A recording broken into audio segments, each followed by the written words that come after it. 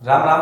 विद्युत प्रवणता क्या होता है, इलेक्ट्रिक ग्रेडियंट क्या होता है, तो समझते हैं। प्रवणता का मतलब होता है कि ढलान या फिर ढाल, यानी कि चढ़ाव या फिर उतार, या फिर हम यह कह सकते हैं कि वो नीचे जा रहा है या ऊपर जा रहा है, इसकी दर को हम लोग क्या कहते हैं, प्रवणता कहते हैं। यानी कि हम कह सकते हैं कि एक कोई गाड़ी है, वो इस पथ पर जा रही है, ठीक। तो यहाँ पर उसकी स्पीड 5 किलोमीटर प्रति घंटा है, यहाँ पर जाकर वो 7 किलोमीटर हो गई, यहाँ पर जाकर वो 12 हो गई, यहाँ पर 15। तो यानी कि इसके जो अंतर बीच का है, यानी कि इसकी जो दर है वो हमारी बढ़ रही है, और यदि यहाँ पर जाकर फिर से घट रही है, यानी कि यहाँ पर फिर से 12 हो गई, फिर से 9 हो गई, 2 हो गई, ऐसे हो गई, यानी कि कम हो रहा है। तो यानी कि इसका मतलब है कि उसका प्रवणता हो रहा है। और विद्युत का प्रवणता यानी कि आवेश को ऐसा होगा, तो उसका मतलब होगा कि आवेश में चढ़ाव या फिर उतार, ठीक। तो उसी को कहते हैं विद्युत प्रवणता। सूत्र के माध्यम, डिफिनेशन के माध्यम से समझते हैं। विद्युत क्षेत्र की दिशा में दूरी के साथ, यानी कि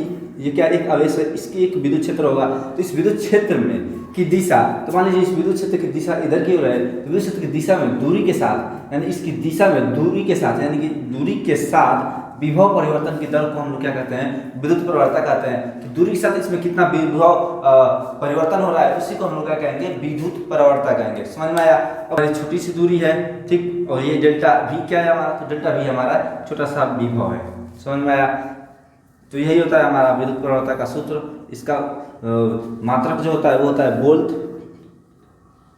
प्रति मीटर, ठीक, इसका मात्रक होता है।